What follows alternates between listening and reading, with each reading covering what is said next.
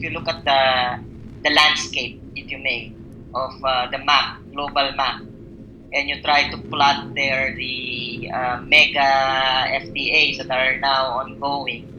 So you have TTIP between EU and the US. You have TPP, the Trans-Pacific Partnership Agreement, that is being negotiated by, if I'm not mistaken, 12 countries, which is led by the United States. You have in the ASEAN region and the Greater Asia region, you have the Regional Comprehensive Economic Partnership Agreement. That is, this one is called RCEP, and this is many view this as China's response, really, to TPP and TTIP. And then there's a new proposal for a free trade area of the Asia Pacific. So if you look at the landscape, and the major players that are involved in these mega FTAs, you see that there's really a geopolitical agenda, economic agenda underlying these negotiations, and that is really to define who gets to set the rules for the conduct of international trade and investments.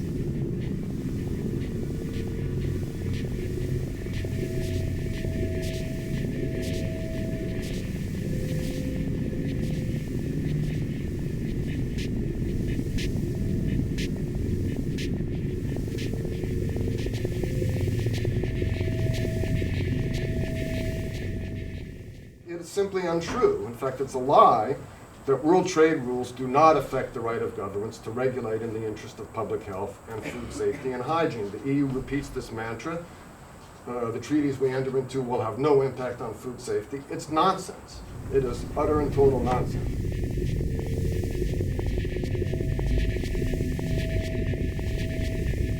Europe has experienced mass unemployment and increasing inequality. And now the European Commission is pushing a trade deal as an answer to Europe's woes. And ask yourself, is the current situation in Europe the result of insufficient protection for transnational investors? Is there mass unemployment because public services have not been opened up more widely to transnational investors? Are we suffering from a lack of investor rights? And I think the answer is no. So the treaty is really about something else. These are new generation FTAs that are pushing for a common agenda, and that these agreements are really tools by which the economic superpowers, if you may, or are advance their economic agenda in the region. These agreements are not really about free trade. They are about protecting the investments, and at the cost of transparent democratic processes and environmental and social concerns. There are a lot of development impacts which European FTAs are creating on developing countries in general. You know, they have signed agreements with ASEAN countries, across the globe, EU has free trade agreements with developing countries, and they push for certain provisions which have some harmful impacts on the developing countries. Trade and investment agreements, the regionals and the bilaterals, have been used to knock down government restrictions or bans on the production, transport, and waste management of toxic chemicals. They've been used to attack licensing and management of land and water resources, to attack government policies promoting clean energy, to attack laws and regulations eliminating toxic pesticides, which poison workers, leave harmful residues, and are bad for the environment. And they've been used to attack labeling laws. All of these have a direct impact on public and on worker and consumer health and safety. So again, it is nonsense when the European Commission says none of this will affect our food safety. It's simply untrue. It's just the record is very different.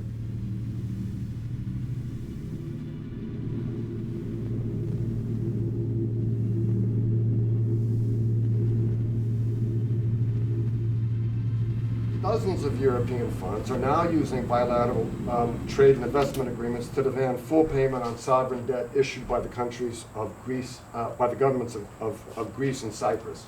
And those restructurings were actually brokered by the IMF. So they're being challenged under free trade agreements. If they succeed, Greece and Cyprus will be forced, because they'll have to pay enormous sums of money, they will have less revenue to spend on health. And of course, these lawsuits will have a direct impact on health and safety. Like you have been discussing the ISDS provision, which will be a major part of the TTIP, and it will have implications, and it will have implications for Europe. And Europe has actually been asking for these provisions in their agreements with developing countries. Now, now when you're negotiating with the US, you're worried about it. You can see what impact it will create in EU. But EU has actually done the same thing to developing countries. And what it does is it provides very strong rights to European investors.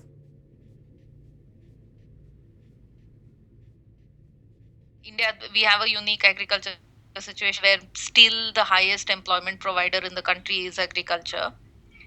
So most of our farmers are small and marginal.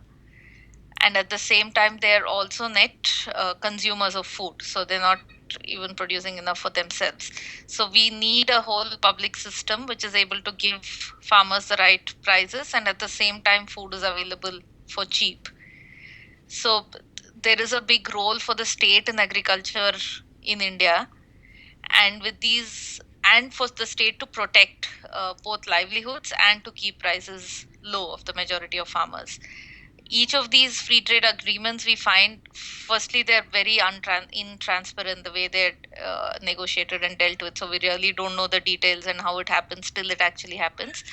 But each of these, basically, we find them as being a threat to the livelihood of Indian farmers.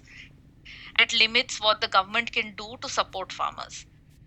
And interestingly, now in India, there's a change because the big industry associations are realizing they are not gaining anything from the FTAs. We said, hey, we've been saying this for years, that you're not going to gain from this FTAs. But anyway, late realization, but still they have realized, and they are telling the government, review your FTAs first. See whether we have gained, we have not gained, and only then you sign more agreements. Because we are, on the brink of a very different kinds of agreements. Now we have begun to negotiate and sign with developed countries. Earlier, India's agreements were mainly with other developing country partners. They would not ask for certain, very strong provisions in many areas. But now we are negotiating with the EU, we are negotiating with EFTA, with Canada, New Zealand, Australia. So now is the time to make certain decisions. And thankfully, industry associations, etc., have also been asking for a review. And it's a very essential way of ensuring food security in developing countries. And so agricultural livelihoods, it's very important. It's not that they could all move out and buy the food, because agriculture really plays that role that automatically they are not able to sell everything and their hunger will be met at home. And so therefore, I'm making the argument that especially for large countries like India, with a large hungry population, 67% of the population is hungry, food self-sufficiency is very important. We've seen in times of the food crisis how big countries then have it difficult if they are reliant on the import markets to actually supply that food which their people needs. So many countries cannot produce food. So they have to import. But our countries and most developing countries can produce food. And so it's very important for them to continue to have production. And ours is small farmer-led production. So there's under no circumstances, if we want to ensure food security and the right to food, can we threaten farmers' ability to produce. The World Trade and Investment regime has been a disaster.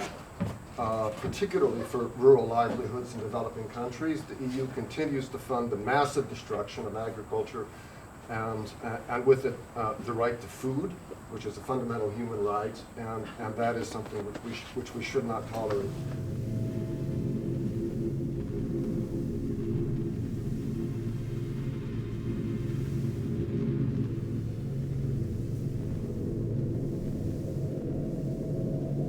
In Europe, these standards are still based on a precautionary principle, while in the US, the burden of proof is on the government to demonstrate potential harm from commercial products. Um, and these two opposed doctrines, which are now being proposed as candidates for mutual recognition, have very striking results. In the US, every year, 48 million people, that's 1 out of every 6 persons, are sickened from eating contaminated food, and some 3,000 people die from eating poisoned food. In Europe, with 2.5 times the population, the last figures I have, in 2011, an estimated 70,000 people were sickened by contaminated food, and there were 93 deaths. So that's what these different safety regimes give you, very different outcomes. And Japan has even stricter safety standards, but they're, of course, under pressure to lower theirs to the TPPA and through the bilaterals. So TTIP and TPPA put these higher standards at risk. There's no question about it. Contrary to the industry claims, the expansion of GM crops has led to increased global pesticide use, which is not surprising if you consider that most of these crops have been specifically modified for pesticide and herbicide tolerance. They can take large quantities of it. 3 million people annually are poisoned by agrochemicals. 30,000 people die around the world, including in the European Union and North America, of pesticide exposure and poisoning. The residues that harm consumers, the ones that consumers are upset about, are just that. They're residues, but agricultural workers, our members, face direct exposure in the fields, and they pay a very heavy price in terms of their health and their lives. And of course, there are the wider social costs of soil and water pollution. So under pressure from investment agreements, food safety standards are being harmonized downwards. The one chapter that I'm aware of that's been leaked on the TTIP concerns so-called regulatory coherence, and what the European Union in that text, that's the EU text, proposes is the mutual recognition of existing standards, which is a recipe for mutual destruction on both sides. And of course that would be backed up by an investor-to-state dispute resolution procedure. So this is regulatory convergence around the lowest common denominator. Corporate lobbies in the US, with the open or covert support of their European counterparts, want to overturn all restrictions on GM food production and associated labeling. And US industry has taken special aim at proposed new European Union standards on food containing residues of pesticides belonging to the class of endocrine disruptors, that is those chemicals that disrupt the endocrine system with big implications for growth and health. So the so-called free trade promoted by the WTO and by the regional and bilateral free trade agreements, as they are called, has concentrated essentially on rolling back what are called non-tariff barriers to trade in goods and services. And these non-tariff barriers are laws and regulations adopted by governments in the public interest and the government provision of public services. So where we, for example, as a trade union, see the result of successful struggles to defend worker health and safety, or consumer interests, or to protect the environment through laws and regulations, the WTO sees barriers which have to be rolled back and knocked down. And that is why, as some of the previous speakers have emphasized, so-called free trade agreements are essentially about investment, privatization, and deregulation. They have little to do with trade in the way that most people would think about it.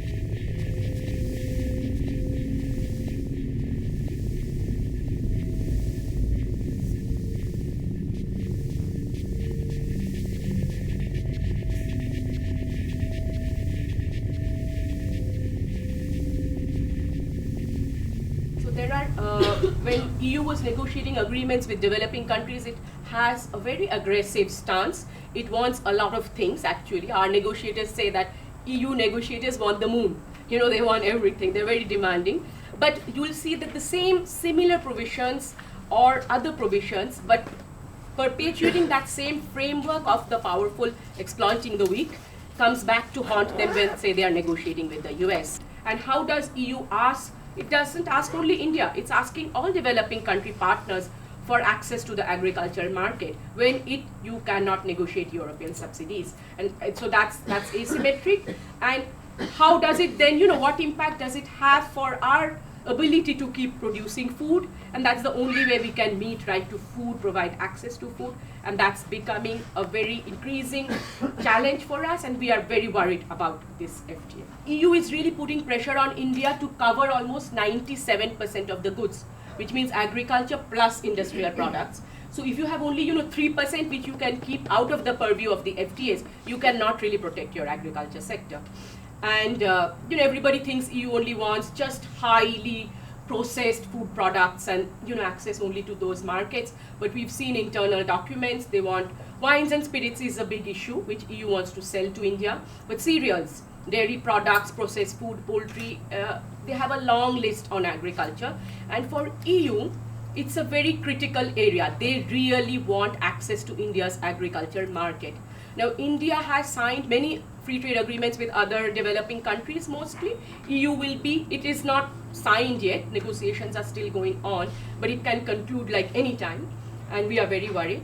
They also want India to ratify certain global seed conventions, which gives a lot of protection to companies producing seeds, and that really threatens farmers' access. Once the farmers have bought those seeds, they are not free to exchange it, keep it for next year, give it to their cousin, who will produce. And that's how we do our cultivation. Traditionally, that's how we have produced food. But there are a whole lot of restrictions that it will bring on the use of seeds if India had to sign it under this FTA. So as we stand now, we can't sell to EU. So EU standards act as a natural barrier. And we can't ask Europe, of course, why should they lower their food standards? It's about food and health and food safety, which Peter will discuss after this. And they are also facing threats. But in effect, it blocks our farmers out. Indian products come and land in EU and they lie at the ports because they will not be allowed to enter the country. And they rot. Those products cannot go back. It's a complete wastage of farmers' products. And the FTA is not going to address this as well. So we lose our protection while EU keeps its all protections. And this is just the different ways that EU gives subsidies. Even at the WTO, it's bypassing its commitments for subsidy cuts, and this is really coming to haunt us. This is really mattering. If these rules and standards are set by the developed countries, it is often difficult for developing countries. Well, developing countries would have no choice but to comply with these rules. And more often than not, developing countries are in a disadvantage, both in terms of the capacity to implement some of these rules, as well as the financial capability, because moving from one set of rules to a higher, quote unquote, standard would require financial resources as well. So what is at stake is really the capacity of government, particularly in developing countries in Asia, to adjust their economic priorities to comply with the rules that are not set based on their own development interests, but actually the agenda is set elsewhere, and this is the agenda set by the economic superpowers.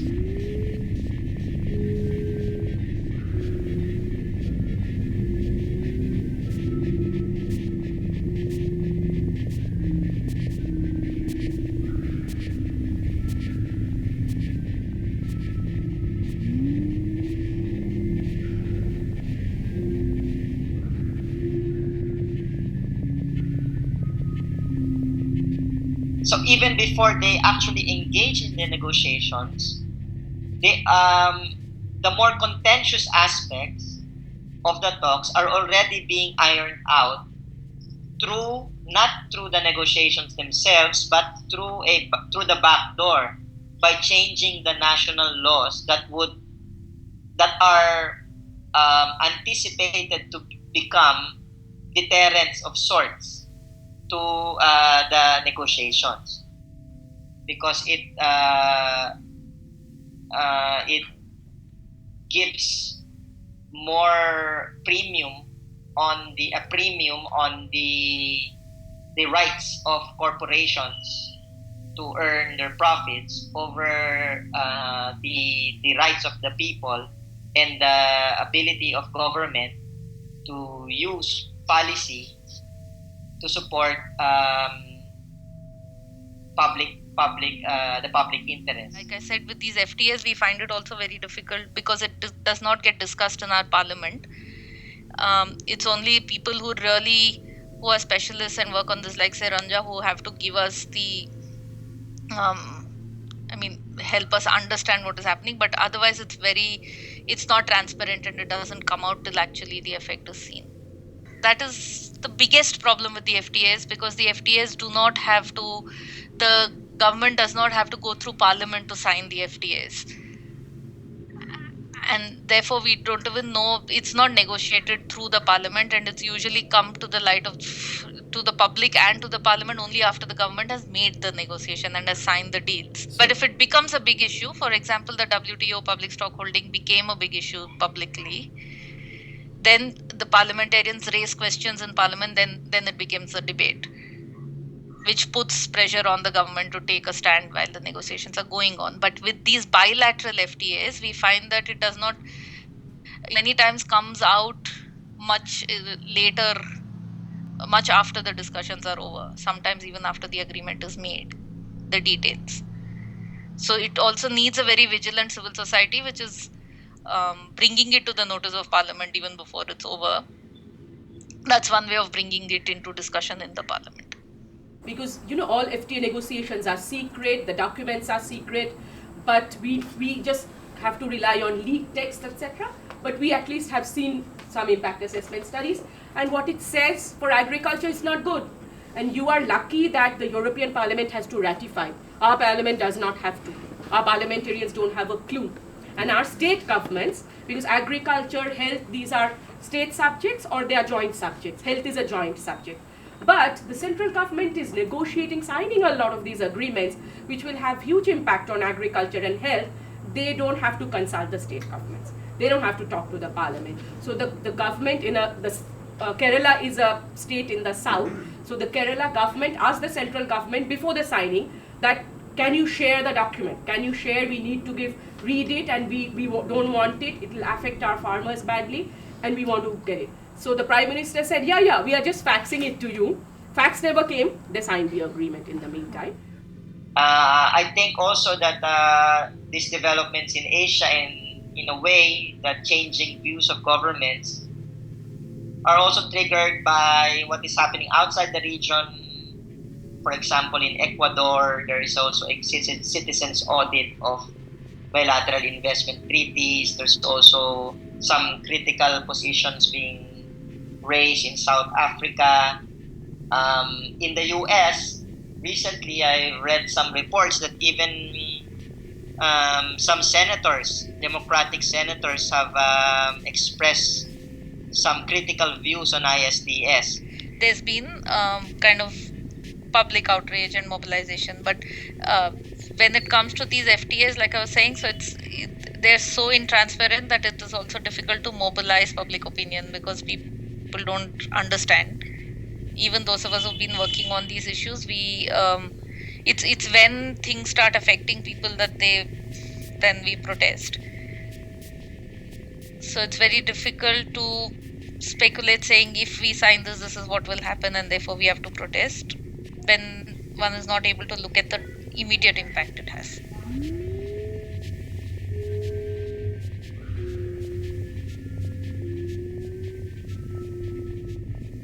On the WTO, we managed to have some immediate response, because it came at a time when the National Food Security was just passed, Food Security Act, which itself was a result of a lot of civil society mobilization. And then it came at a time where then one could clearly see the link, that if that happened, then the act would not be implemented. And therefore there was a lot of mobilization immediately. So I think there has to be this, a multilateral situation is better than these bilaterals, because there is some collective bargaining power, and there can be no trade agreement which is otherwise equal. I mean, the North will always want to make an agreement where it benefits, and therefore we need somewhere where there is a better level playing field, and I think that will come when the South is together and there's some South-South cooperation. And within the country, I think we need to demand to ensure that in all these FTAs go through Parliament and through public debate and consultation within the country before the government can um, take any position. But a positive development we can also point out is that there are states, for example, Indonesia, that are slowly seeing the necessity of balancing the interest, the corporate interest, and the national interest or the people's interest.